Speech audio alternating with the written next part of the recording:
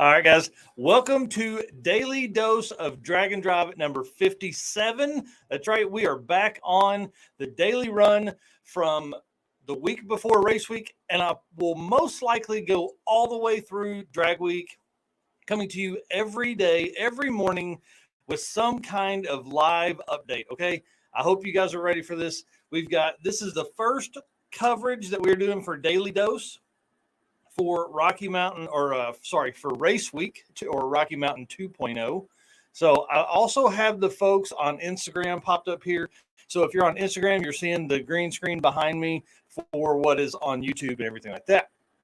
So I'll say thanks and welcome to Daily Dose of Drag and Drive at number 57. Here we go. 7:30 a.m. every morning between now and race week. Now, once we're on race week, it is a little harder to do this every day at 7:30 a.m. because a lot of times we'll be driving, we'll be running around everywhere, we'll be trying to get stuff done, but I will be going live during race week as often as I can. The tracks we are at this year for Oklahoma City has really good service. Ennis, Texas at Texas Motorplex has great service there. So we should be able to bring you guys a ton of live content from the pits, as well as I'll be gathering all kinds of content from everything else, from the road. I'll be putting out a video every day. My daughter and I, my 9-year-old, will be coming. We'll be Sunday, Monday, and Tuesday, and then unfortunately we'll have to come home. But Stephen and Blake are still going to finish out the week in Project Adam Ant, so we'll have his content that I will, when he gets home, I'll take and pull and make videos from day 4 and 5. So super exciting. Race week starts next Sunday. So for anybody that is on race week or is road weeking, a lot of this stuff will pertain to you. For everyone else that is getting ready for a drag and drive event, a lot of the information I'm going to go over will also pertain to you. Start hydrating now. Start now. Add a bottle of water in to your daily regimen. Add a bottle of Gatorade or Pedialyte if you can a couple times through the week. Get ahead of the dehydration that you're going to have, and then start thinking about snacks that have protein. Start trying to figure out things that are going to break down slowly in your system so you can carry that adrenaline longer, because that's really what this whole event is about, is maintaining your adrenaline and maintaining your ability to think straight. That's what a lot of people don't understand, is racing is such a small part of what this event is that you have to have, your body has to have fuel to burn. So here's one thing that I will say. It's going to be like 2 or 3 o'clock in the afternoon. You've been in the car all day long.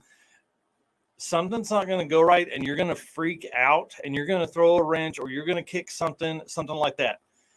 Just take a minute. You've got all day. You literally have 24 hours in a day to do this drag and drive event. Just take your time, slow down, have fun doing that. Looks like we got a bunch of comments here on Instagram as well as YouTube and Facebook. Good morning to everybody. Let's run through all of the updates I have for today. These will be anywhere from 10 to 15 minutes, something like that. So new wipers, go ahead and get those on your list for early this week. You can pick up wipers at every auto parts store or Walmart and Sam's Club and all that kind of stuff. So wipers or right next to your window before you leave, okay? We may end up running into some rain on Sunday. They're saying there's a small part, but again, it's central Oklahoma a week from now. Who knows what that's actually going to mean? It could be complete downpour. It could be completely sunny. So that's the last time I'm going to say the R word between now and the end of race week, okay? So new wipers or Rain-X. Jonathan Stonecipher is going to be coming in the Nova, which he was on 2020 race week with us. He is the reason we do this. He has the same 6-liter that was in the car then. It has an all-new wiring harness, all-new intake, CID intake, and a Hurley EFI system on it. That car should be really, really sorted. The suspension he has dialed in, obviously. That car leaves so good. It just does this little wheelie and leaves. It's awesome. I love it. Steven did end up putting a smaller turbo on the MG, so it should have a wider power band instead of about 800 RPMs before it hits the limiter at full boost. He is seeing 20-something pounds, around 4,500 instead of 5,700. So that should help lower the times, but it also should help with pulling the trailer for race week, which he just built a new trailer completely from scratch for race week. He did that last week. Well, I do want to say thank you to VS Racing. We got the turbo from them, moved it. We went from a 61 millimeter down to a 58 millimeter. So we probably don't have as much airflow from that, but we have a lot wider range of tuning ability there. He's driven it about 70 miles since he's had the new turbo on and intends to drive it almost daily this week, pulling the trailer, making sure nothing is any kind of issues or anything like that with the clutch or anything from there. Aaron and Tyler in our TacoTime Fairmont, our buddies over there, they've rebuilt the Turbo 400 again. They heard it a couple weeks ago at what's the street race? Hitting street races. They heard it there, and they have since rebuilt it, and it is going back in the car this week.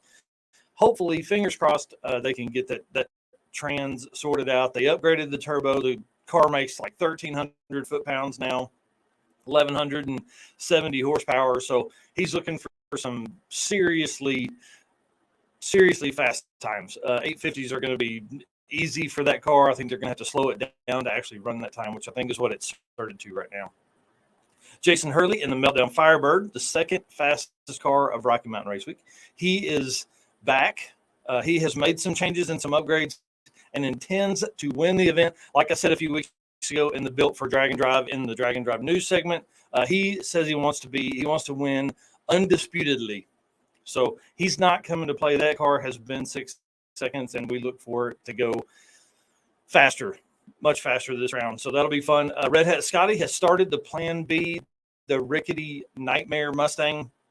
This is their backup LS swap, just simple Fox body build. They have literally built in the last 6 weeks because the rickety Rocket wasn't going to be done in time with the upgraded cage to go faster than 10 O's. So they're going to put an 850 cage in the car, and to do that, it takes more time than what they had between Rocky Mountain and Race Weeks. So they've built a completely new car, and it's just a simple NA deal with nitrous. Should be a lot of fun. They're going to run NA most of the week, get it as fast as possible, and then the last day put some nitrous in it. It's literally a 5.3 that was in the corner, and then a ton of work for them to get that done. So that's pretty cool. Nico Christoferi has upgraded the electronics on his Malibu for the event. He's went with a MSD6AL box. He's got all this new stuff that's coming along that he's installing this week. So his car is mostly going to be untested, I think, with the new stuff. And then Jonathan Stonecipher, going back to him, he is also untested. He's finishing up wiring today and throughout the week. So that'll be fun. Travis Wise, one of the Rowdy Radio guys, is at the track right now.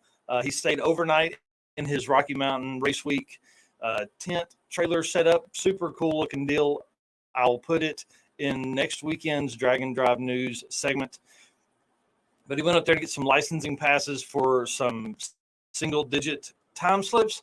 And so he's doing those passes today. Yesterday, he made several 640 passes and made his first 10-second pass with like a 10:43, I think, something like that.